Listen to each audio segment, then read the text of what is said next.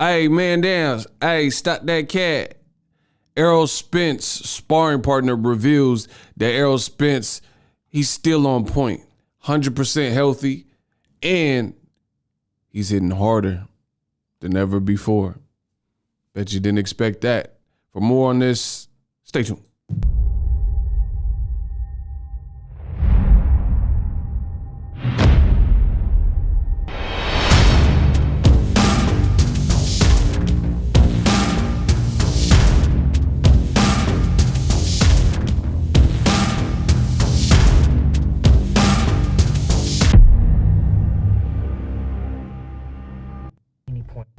Hey, yo, what up, man? It's Marvelous Jarvis, man. I'm just giving y'all my update on Errol Spence Jr., WBC champion of the world, IBF champion of the world.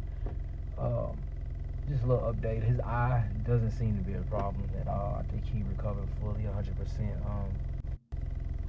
A few weeks back, or whatever, a month ago maybe, his speed was a little better than it had ever been since I've been sparring him. I've been sparring him since he was like 16, 17. His speed was faster than at any point of his time of his career. His speed has gotten, and his ring IQ has went up, but I felt like his power wasn't all the way there. Well, today we got a chance to get in the ring. His power was stronger than it had ever been. His power was there. Wow. You guys heard it yourself from Jarvis. He's a comedian, I believe, but I guess he's into boxing and he's been boxing. He's out of Texas.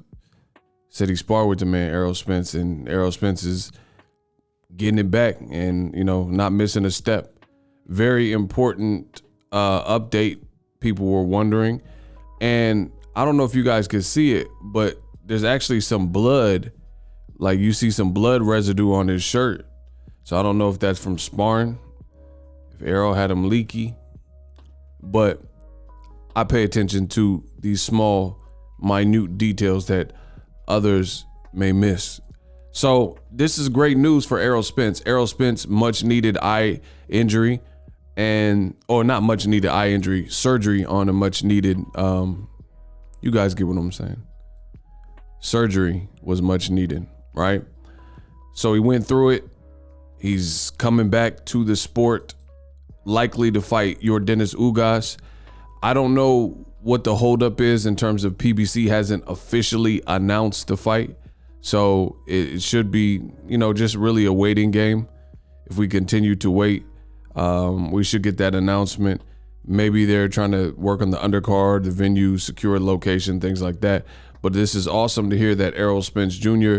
is back and back like he never left. It would be such a tragic story if, a man's career was cut short because of one, fateful night.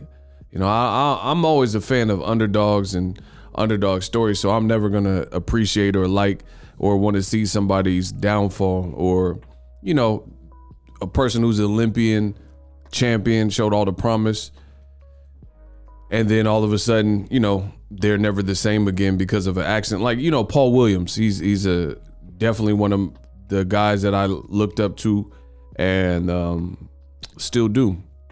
Paul the Punisher Williams. So very unfortunate situation that he was in, that motorcycle accident, which completely changed. And some people don't even know this, but Paul the Punisher Williams, who also fought Sergio Martinez, people remember the knockout, but they forgot the first fight was a classic fight.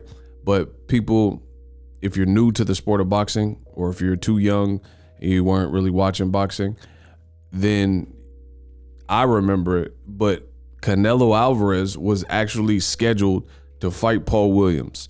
But with the tragic accident, that was quickly deaded, and it's crazy to see, because I really wanted to see that fight at the time, because Canelo at that specific time, he hadn't proven all the stuff that he's proven to this point. So at the end of the day, that would have been a tough test for Canelo Alvarez at that given time, a veteran, a lanky guy with volume punching. That would have been a crazy fight. at that given time, but you know, it never happened. It was never to be with the accident. So glad to see Errol Spence, or hear that Errol Spence is just, you know, looking normal in sparring. And it's interesting to see his sparring partner said, or somebody he sparred with, say that, you know, his power wasn't all the way. He said, I've been sparring him since he was 16. His power wasn't all the way there, which is, you know, that was surprising. But maybe, I don't know. It's just different people have different days in the gym. Maybe he wasn't sitting down on his punches. Maybe, you know, I don't know. I don't know why his power wouldn't have been there or whatever. Maybe he was just saying that to hype Errol Spence. I don't really know. But he said at the end, he sounded convinced that Errol Spence's power was just fine, and, you know, Errol Spence is going to be good. So this is all I wanted to hear. I want to give you guys that quick update on Errol the Truth Spence Jr. And the thing I like is Errol Spence has basically a second chance at life, and he's kind of staying out the way. Like, you notice, you see him post some things here and there. You know, I see him post Louis Farrakhan from time to time, stuff like that. You know what I mean? You get what I'm saying? You dig? But he seems like he's just kind of out the way. Like, he's just chilling low key at his ranch, at his crib, hanging with family, training, you know, stuff like that. And that's good. But his power was certainly there versus Danny Garcia, because I thought Danny Garcia's face showed a lot of wear and tear from the Errol Spence fight, more so than really any other fight. You know, Errol Spence, he's just that type of fighter. Notice Danny Garcia has not been back since. Danny Garcia took a long rest. So I'm telling you, Errol Spence, he has that type of style. Like, I firmly believe Errol Spence pretty much retired Lamont Peterson. You know, I get Sergey Lipinets stopped him and stuff like that, but man, I think it was that Errol Spence fight, because even after the Matisse fight, Lamont Peterson had a great showing with Danny Garcia at a catchweight, and a lot of people even thought he won that fight. So he still showed after the Matisse knockout that he was still a live person. But then when Errol Spence got to him, he took a long layoff, and then he came back to Lipinets, and then he retired right after the Lipinets stoppage. So I think the Errol Spence fight, just certain guys, they like, it's almost like dang near better to get knocked out brutally than to take sustained punishment for round after round after round. You know, maybe it's a psychological thing, I don't know, but certain guys that just like punish you and you get a lot of punishment. Like, I think Marcus Brown needs a long layoff. You know, that's on in the same gym as Errol Spence after the Better Bia fight. Those types of fights are really taxing, where you show heart and grit and you still get broken down, you know, round after round. That's what really gets you. So Errol Spence, I think he'll be just fine. Let me know what you guys think. Good to hear this update that Errol Spence is doing good. And I just like to see Errol Spence, that he's focused. The Ugas fight is definitely no pushover fight. Stay tuned to my channel for more content where we go over all things boxing, the sweet science. This is your one-stop shop. Don't miss out. Subscribe. The future is now. The Hibernation 5s by Kenichi Bear. Hybrid gaming and lifestyle headphones. Out of the box, you can connect to any console or PC.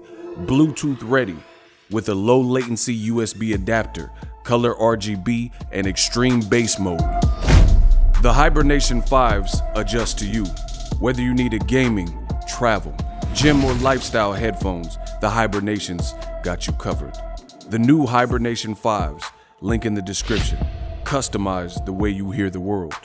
Welcome to the nation.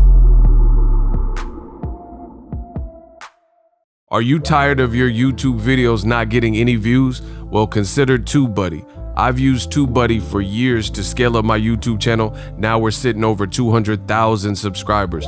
TubeBuddy is a browser extension that offers a ton of built-in productivity and time-saving services to take your channel to the next level. Use my link in the description to get started with TubeBuddy and level up your channel faster.